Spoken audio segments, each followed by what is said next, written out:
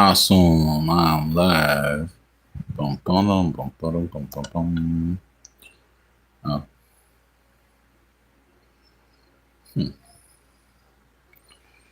make sure the camera is working. Right. All right. Okay. Cool. It's working. Let me go ahead and get this up real quick. I made a special background. Some art that I'm working on. I was like, let me take a picture of it and use it as the background, right? Before we get into the story time. So that way we have some very beautiful visuals, right? There we go. That's something that I'm working on right now. If anybody sees this or whatever. But yeah, much love. Beautiful peoples everywhere, anywhere out there in the world. All right, so we got some new stories to go over. Yep, you heard me. We got some new stories to go over. More stories, poems, stories, and all that good stuff, right? Yes, yes. Oh, almost forgot. Let's do the Q&A thingy. All right. What question should we put on here? Oh, let's put in what is 9 times 2. There we go. 9 times 2. Just in case anybody likes to do some math or anything. Oh. And there we go. Let me move that off of the picture though. That way. Okay, cool. I think it will do just fine right there, right? Hey, hopefully everybody likes my drawing. It's something I'm working on. I don't know if I want to add, I don't know. I'm thinking about adding like a rainbow or something going through the back. And then some stars and whatnot. What you guys think? Should I add in some rainbows to that picture, some stars? I could totally do like a castle or whatnot. Hello, much love. Hello, Nectar and Squad. Hello, Valdez. Infinity. Hello. BR, much love to all you beautiful peoples out there in YouTube world. If you could be nice enough, there's like this thumbs up thing. If you like the stream so far, definitely hit the thumbs up. If you feel like it. But yeah, we're about to get into some stories. Thank you. Yeah, it's coming along. That's why I'm not sure what I want to add to it. I'm thinking about adding a rainbow or something going through the back and then some stars, or I don't know, maybe like a castle back there, like pieces of a castle. I don't know. We'll see where it goes. But I'm glad everybody likes it. Much love to you beautiful peoples. Hopefully you guys like my stories. I got a couple of them that we're gonna go over. As soon as I could pull this back up. Okay, I think this is it. No, that's not it. I've got a lot of stories. All right, here we go. The foxes. Awesome. Okay, so this story is called The Tale of Ember and Lyra, Two Foxes, One Destiny, right? So here we go. Birth of two tales in the rolling hills, where amber light dripped from the sunrise and the wind sang old lullabies. My bad. Where amber light dripped from the sunrise and wind sang old lullabies, a lone fox den lay hidden beneath a canopy of moss-draped oaks. There, Lyra, a russet-furred kit, took her first breath. She was the daughter of a wind-swift parents, raised among rustling leaves, the scent of pines, and the course of night birds. Her world was raw, instinct carved, and the forest whispered every secret to her ears. So, far across the meadow's edge, in the warm hearth of the St. Marin's shelter, a different destiny unfolded. Ember, a flame-colored fox pup, had been rescued from a storm by the gentle hands of the shelter's caretakers. Mara, wrapped in blankets, fed from bowls of broth.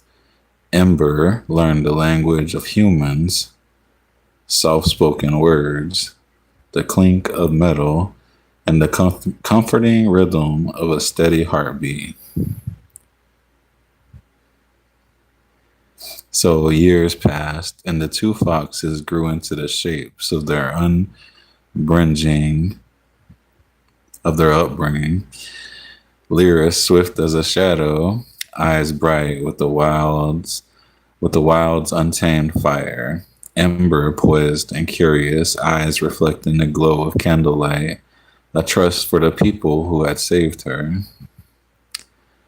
One moon-scarred night, a storm of ash and ember roared through Everdale. Lightning cracked the heavens, and a stray bolt struck the roof of St. Marin's shelter. Flames devoured timber, turning the sanctuary into a furnace of orange and black. Ember fled into the inferno, her heart pounding like a drum of war, clutching a seamed ribbon, Mara's last gift around her neck. The blaze chased her to the forest edge, where the world fell silent, disoriented. Ember curled beneath a fallen birch, the crackling fire behind her echoing like a distant war drum. She was alone, the world she knew shattered, the scent of smoke clinging to her fur. From the shadows, a low, resonant growl rose.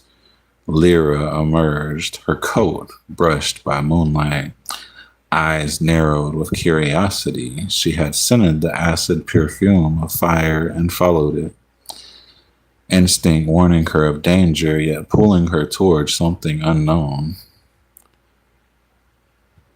Their first glance was a collision of fire and wind.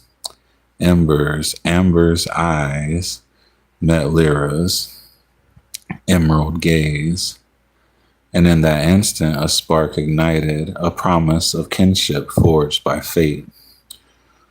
Who are you? Ember whispered, voice trembling like a leaf in a gust. I am Lyra, child of the wild, she replied, voice smooth as river stones. You smell of smoke and loss. Come, we must move. This forest is not safe for a fox who knows only humans.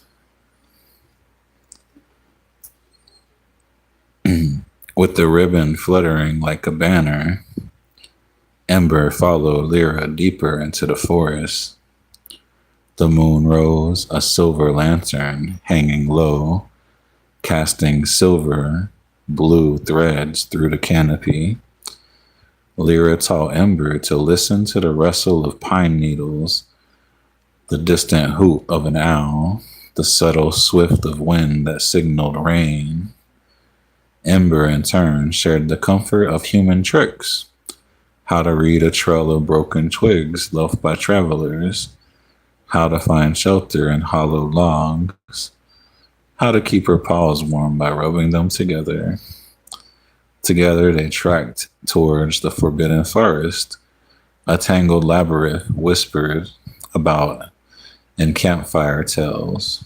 a place where no human foot had ever dared tread, and where a hidden sanctuary waited for those brave enough to find it. The forest thickened, trees knitting together like ancient giants.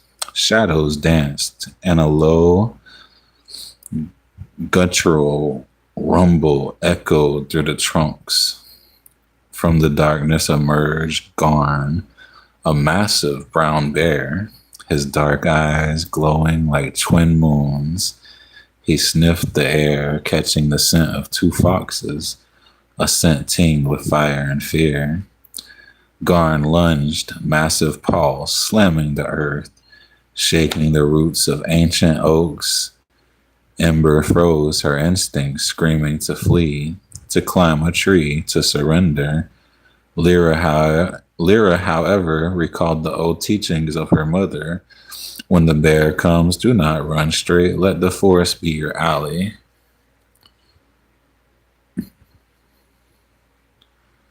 Awesome. Yeah. Awesome story. Oh, for anybody that isn't understanding the story, because I do like to make it a bit, yeah, you really got to think about the stuff that I put together. But this is basically about two foxes, right? One fox was raised in a shelter by people. It was rescued as a baby and raised around people, so it didn't know how to survive in the woods. The other fox was raised in the wild, and by fate, these foxes ended up meeting, and yeah, they're going on an adventure together right now. All right. So where was it? Okay. So, Lyra, however, recalled the old teachings of her mother. When the bear comes, do not run straight. Let the forest be your ally. All right. She whispered to Ember, trust me, follow my steps. Lyra darted to a cluster of twisted vines, leaping onto a low branch.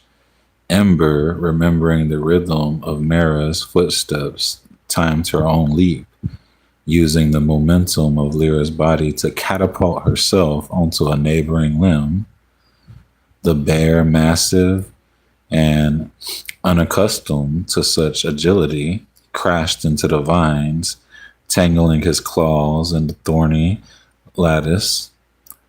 Seizing the moment, Lyra led Ember through a narrow ravine, the water rushing like silver serpents. The bear, snarling, tried to follow, but the ravine narrowed, forcing him to crawl on his belly. The cold water drenched his fur, sapping his strength. With a final, frustrated roar, Garn retreated into the shadows, defeated by the wit and the forest embrace. All right, so the foxes, they totally outsmarted the bear, so they're safe now.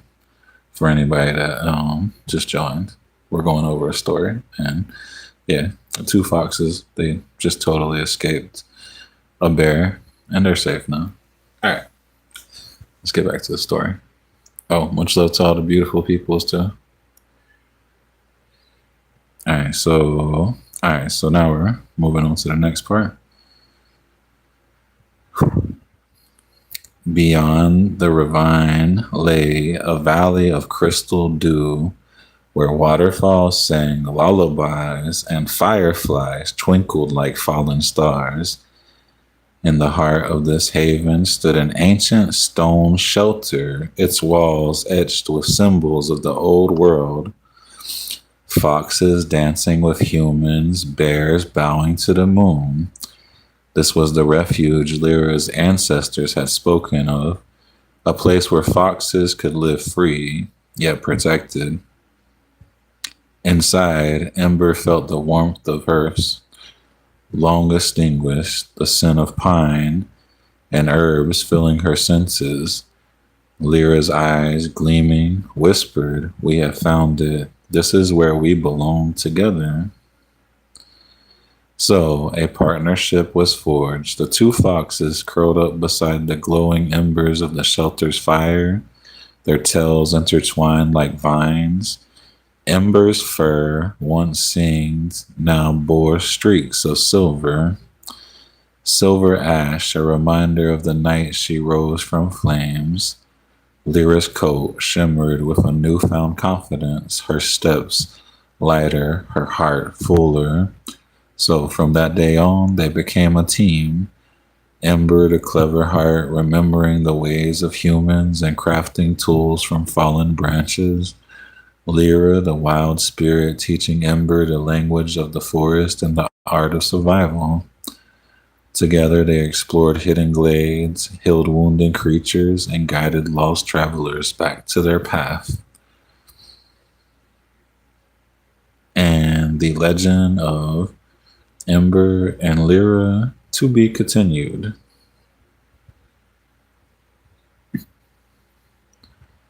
Hello, much loves. Yep, that was the story of Ember and Lyra, the two amazing foxes. Yeah. Hello, welcome to the live stream. Much love to Valdez and Daniel and Jaloy.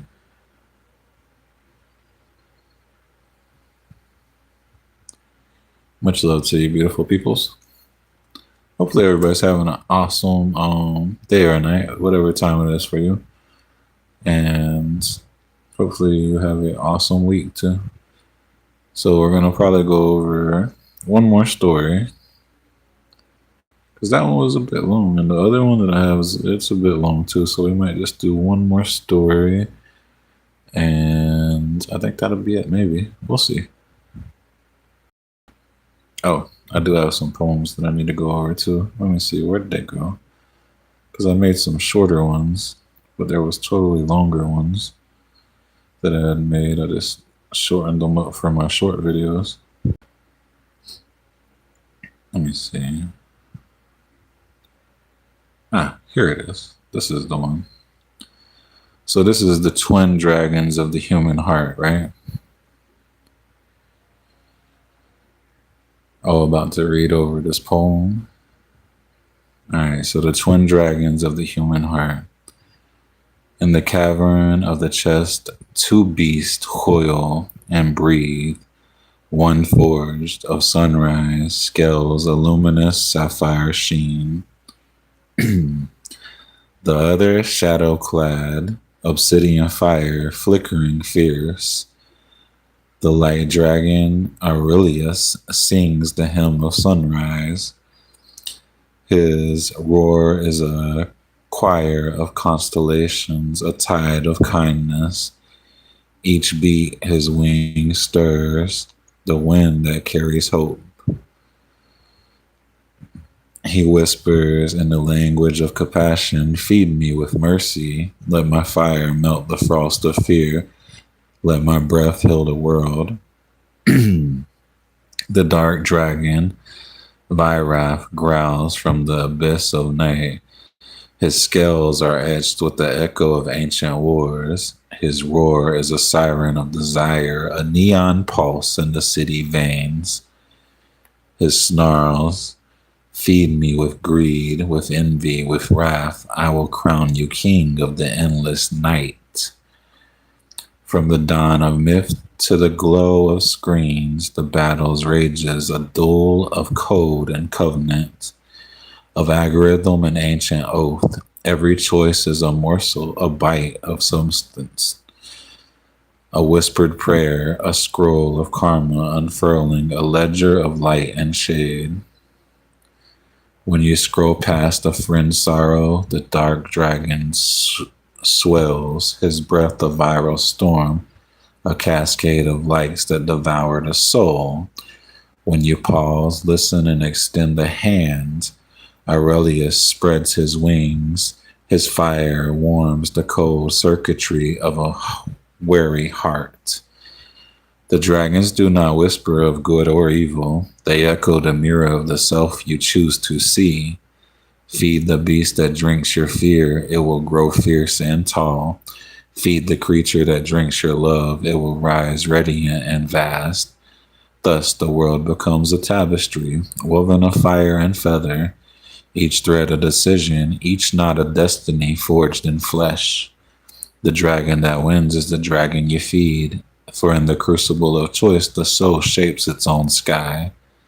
Listen to the roar within, feel the pulse of both dragons, and know that every breath you give, be it shadow or light, will echo through eternity, carving the legend of you, who you are.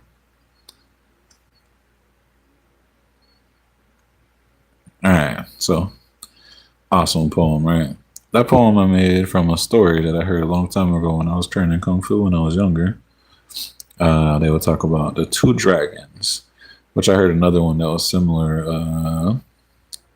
That was about the two wolves, but pretty much the same concept. The two dragons, one's good, one's bad, and they're inside of everybody, constantly fighting for dominance. And the dragon that wins is the one that you feed. So if you want the good dragon to win, you feed yourself love. You know what I mean? And so on. But yeah, that poem was inspired by that story, which I have like a couple of different versions of that. All right, so let's move on to the next story. Now this next story, it's I don't know. This one kind of went yeah, a little bit everywhere with this story. My fantasy could definitely go in all kinds of different directions. All right, so here we go. The name of this story, let's see. Let's name it The Night of the River Songs. No, I don't think that fits. River, I don't know. I'll have to figure out a name for the story later. All right, let's go over it. All right, so the whisper of water and the sleepy town of Crest River, where the river wound like a silver serpent through pine-clad hills. The air always carried a faint metallic scent. Like rain on stone, it was the kind of place where summer lingered in the breeze and every stone seemed to hum with old stories. So for Caleb, the world was about to change. He turned 18 that morning, the day his parents had wrapped in a battered box of cheap fireworks and a card that read, "May your future roar louder than the river." He spent the afternoon fixing the rusted bike his dad had given him, humming an old folk tune his grandfather used to sing. All right, so let's get into it. Chapter 1, A Night by the River. Evening fell, violet and gold spilling over the water. Caleb rode his bike to the old stone bridge, the place where he and his friends used to throw stones and count ripples. He leaned against the cold rail, watching the river rush past, feeling the weight of adulthood settle like a stone in his chest. A soft splash broke the rhythm. From the shadows stepped a mysterious girl, pale as moonlight, hair dark as river stone, eyes reflecting the flickering lanterns on the bridge. She wore a tattered dress that seemed woven from mist. "Happy birthday," she whispered, voice like a wind over water. Caleb's heart hammered. Who are you?" She smiled, a smile that made the river sparkle. "I am Lyra. I've been waiting for you." They talked until the stars turned silver, trading stories. Her of distant forest where wolves sang, his of school, of dreams to travel. The night grew deeper, the air colder, and without a word, they slipped beneath the ancient willow. The world narrowing to the rhythm of their breaths and the river's low song. When dawn painted the horizon, Lyra was gone. The willow swayed, a lone feather lay on the damp earth, and the river continued its endless murmur. Chapter 2: The Unraveling. Days bled into weeks. Caleb could not shake Lyra's scent. Wet pine and night bloom. He searched the riverbank, the town, even the old quarry, but no one remembered a girl in a mist-woven dress. His friends, Milo, Jenna, Reg, Sasha, they all laughed it off, calling it a birthday illusion, saying the river was playing tricks on his head. All right. But Caleb grew thin, eyes haunted. He began to hear a low howl at night, like a wolf calling from the woods beyond Mira. He started sketching the feather, the willow, the river, each line a prayer. One restless evening, his friends finally agreed to accompany him back to the river. Maybe the river will give her back, his friend Milo joked. The moon hung low, a crimson lantern in the sky. They gathered at the stone bridge, laughing, throwing stones. The water reflected their faces until a sudden, bone-shaking howl split the night. Shadows moved in the trees, eyes glowed amber, and a guttural growl. A silver gray wolf emerged from the mist. Lyra stepped forward, her eyes wild, voice a trembling chant. Caleb, they're coming. They think you're one of them because of me. You must run. Milo scoffed. What the hell are you talking about? Before anyone could react, a snarling beast lunged, its jaws clamped around Jenna's arm. She screamed, a sound that seemed to split the night. The wolves, dozens of them, fur rippling like shadows, surrounded the group. Chapter 3: The Pack.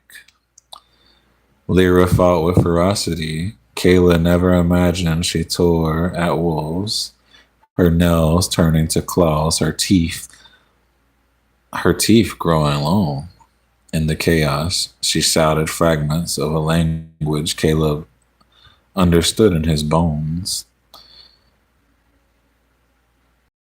We are the pack, keepers of the river covenant. My name is Lyra, daughter of the Alpha Craven.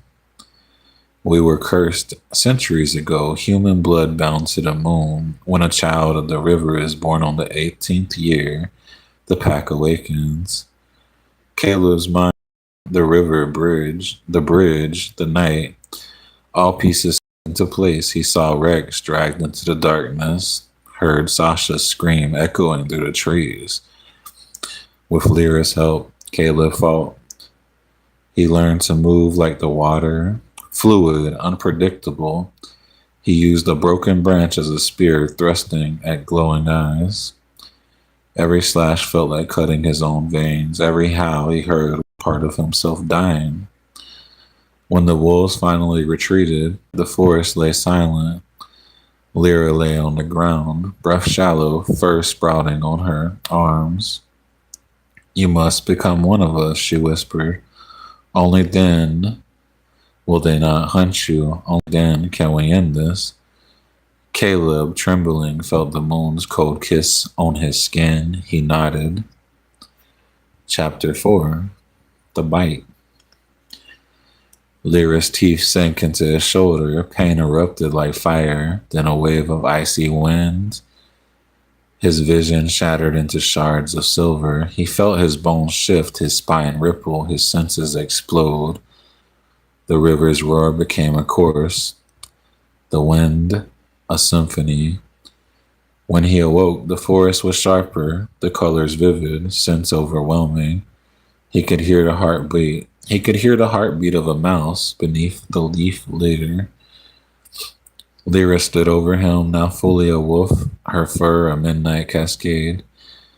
You are Caleb of the river, now Caleb of the pack. My name is Lyra, and I have betrayed my tribe for you. Chapter 5, The Hunt. The pack did not forgive. From the shadows. Craven, an enormous black wolf with eyes like coal, stalked them. His scent hunters, wolves with scarred throats, hounds of the night, who chased them through the ancient groves across frozen streams, over cliffs where eagles nested. Lyra taught Caleb to hunt, to read tracks, to mask his scent with river mud and pine resin. Together they survived ambushes, outwitted sentries, and discovered a hidden cave beneath the mountain, the Den of Echoes, a sanctuary once used by the first cursed wolves. Inside the cavern, they found relics, a silver locket with a feather, a cracked amulet inscribed with a rune of breaking, and a scroll that spoke of a moonflower blooming once every century, capable of lifting the curse. They vowed to find the moonflower to end the cycle of blood and night. But the pack grew desperate. One night, Milo, half mad with grief for Jenna, stumbled upon their trail and was taken. His screams echoed through the woods, a reminder that the hunt never ends. And Chapter 6, The Final Dawn. The moonflower grew on a cliff overlooking the river, its petals glowing like sunrise. As Lyra and Caleb climbed, the pack surged behind them, a tide of snarling fury. Craven lunged, jaws wide, intent on tearing the flower and Lyra apart. In a burst of fury and love, Caleb leaped. His newfound strength surged. He wrestled the alpha, their bodies a whirl of claws and fangs. Lyra, with the amulet clenched in her jaws, placed it upon the moonflower. The flower erupted, a flash of white light flooding the mountain. When the brilliance faded, the wolves stood still, their fur receded, eyes clearing. Craven fell to his knees, human once more, tears streaming down his face. The curse was broken. Months later, Rivercrest was quiet again, but the river sang a different tune,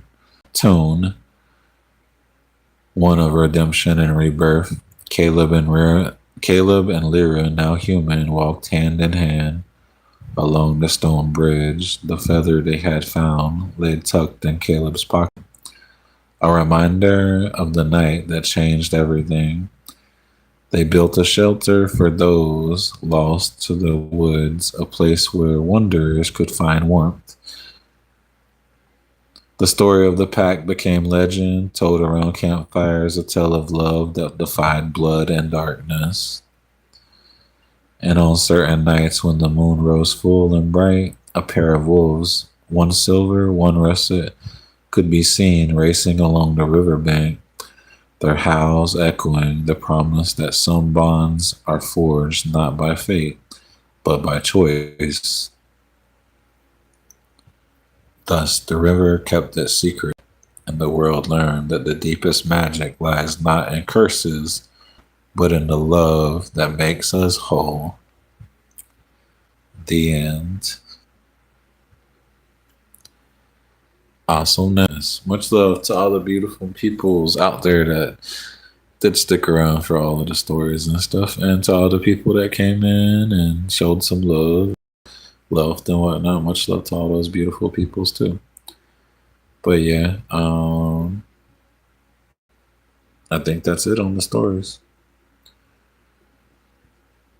And if you like my poems and stories, remember you can always check out my playlist. I have over 100 and something poems and stories and stuff all together.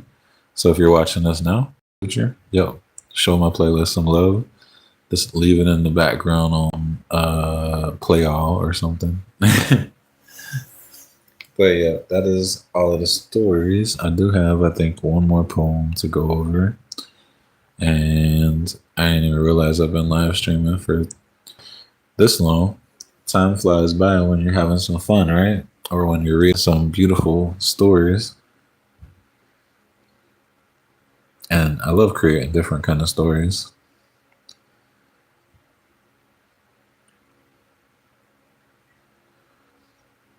All right, so I think we're gonna go over. Let me see. Here we go. This poem is called Silence Between Us. In the subway's roar, I'm a ghost in a neon tide. You're the hologram flickering on the edge of sight. A constellation caught in rain slick glass, a whisper of silk in a world of static.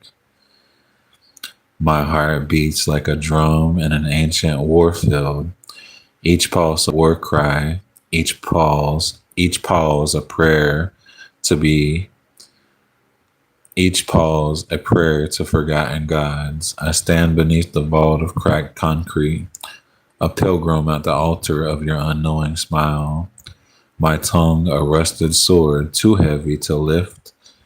You pass a comment trailing dust of jasmine and code, leaving a comment tell of what ifs in the air. Why I'm the Sumerian scribe whose tablet shatters, words spilling like shattered amphorae into the sea.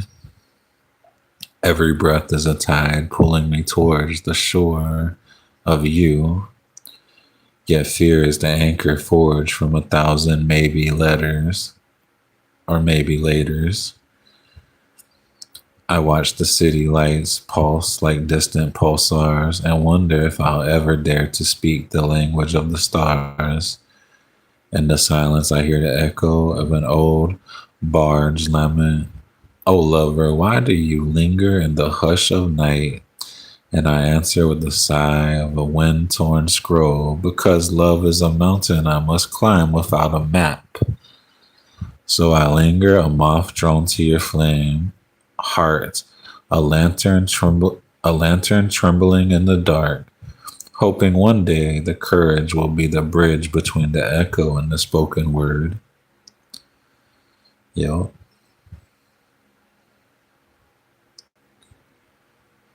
awesomeness, right? Beautiful stuff.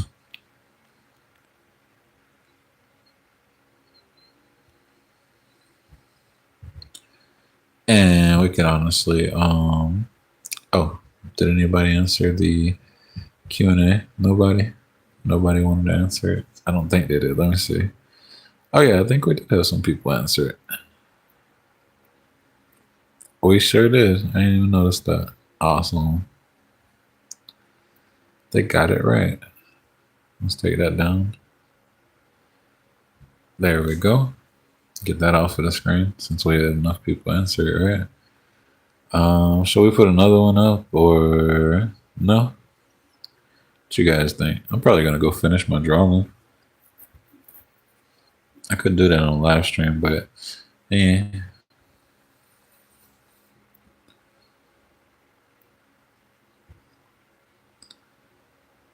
But yeah, much love to all the beautiful peoples out there. Hope everybody's having a very awesome night.